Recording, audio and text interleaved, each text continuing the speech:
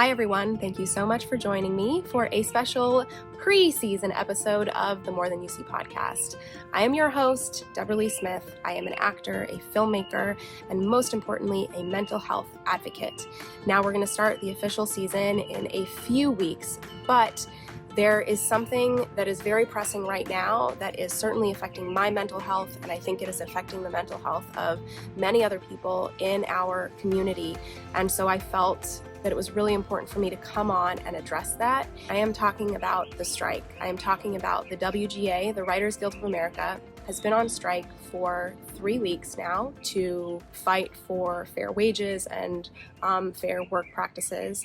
And last night, SAG members, the Screen Actors Guild, of which I am one, got an email for us to vote to authorize a strike of SAG as well. Now, what does that mean? SAG has not struck in 37 years. The authorization email that went out is for us as a collective to decide whether we want to strike if an agreement, a contract agreement, is not met with the AMPTP.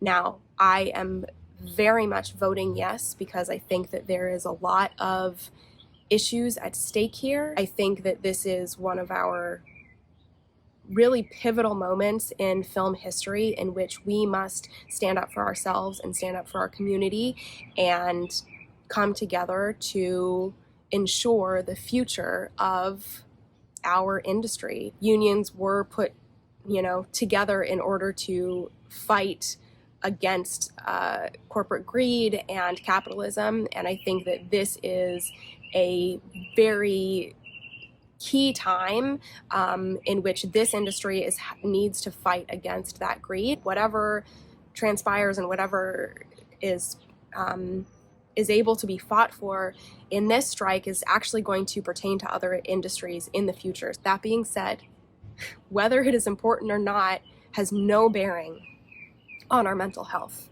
And this strike is crucial for our future. But at the same time, it can also be devastating on our mental health. I know a lot of people who are now out of a job, people who are struggling financially, emotionally. I know that last night, even with just getting that email, I started to spiral. I have been a member of SAG for 5 years now. I consider myself a working actor, but I have never even made enough money in a year to ever qualify for SAG health insurance in the 5 years that I've been an actor. Basically, you have to earn at least about $26,800 a year in order to qualify for SAG health insurance. I've never once reached that in my 5 years in this union. That's very common. Sometimes I feel like we can feel that if we're not making our money as an actor, that we feel like our voice doesn't matter and our vote doesn't matter. And I was spiraling because I was afraid that we will not authorize a vote, that people will not stand up for each other as SAG actors in the way that the WGA has come together in such an incredible way, and they always have. But with SAG, there's always been a bit more division. There's some people who make the majority of the money, and then there's people who are struggling in order to just have a base level income. We may not be making millions and millions of dollars for the union based on what we are earning, but our vote and our voice matters. All of us voting yes is going to be the thing that makes the change. Now let's bring this back to mental health here, because that, of course, is what this podcast is all about.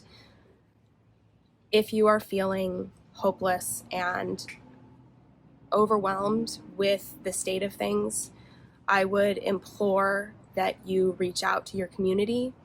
So if there is a picket line near you that you can join, I strongly encourage you to do so. It really did a lot for my mental health in order to be there. We said this a lot during COVID, but this applies as well. We really are all in this together.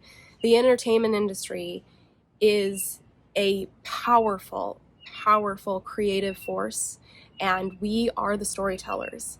And this is the time for us to unite and to show that we have the backs of everyone who is involved in this incredible industry, and that all of our contributions to storytelling matters. And together, we really will get through this.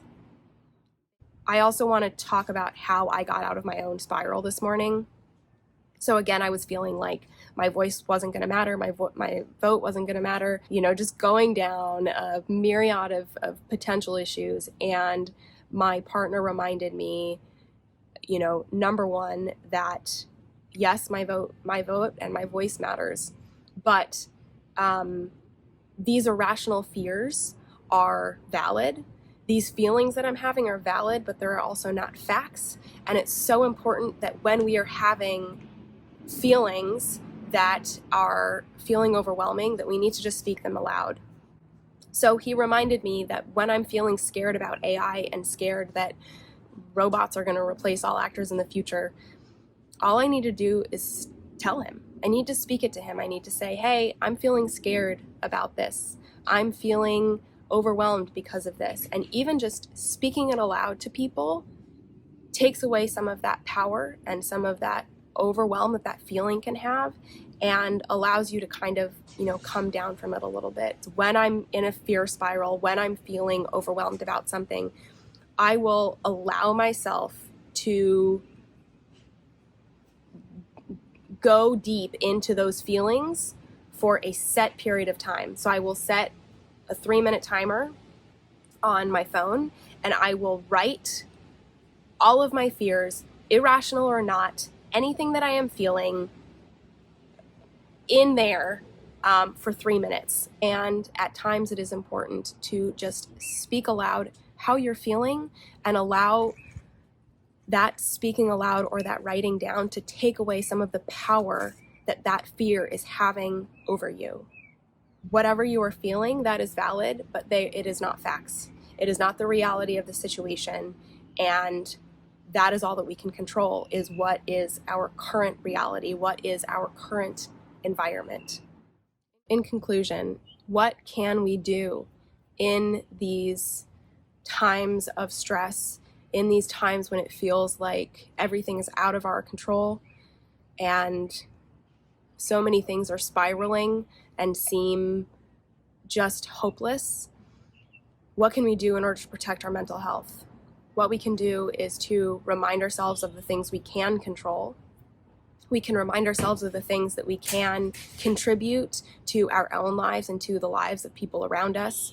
You can, as an actor, of course, you can read a play or take a break, go on a road trip, go on an adventure, do things that make you happy outside of the entertainment industry. But more importantly, you can remind yourself that sharing your stress and sharing your stories with others matters, that your voice matters. Showing up and voting, SAG members, for a strike authorization, your vote matters just as much as any 1%er. And when we are united, that is when real change is going to happen. So remind yourself of your voice, and remind yourself that these stresses that we're feeling, they are completely reasonable. We are going to be returning in full force in a few weeks with more creative conversations about mental health. And I just want to again remind you that your voice matters, your feeling matters, your vote matters. Thank you so much for listening, and I will talk to you again in a few weeks.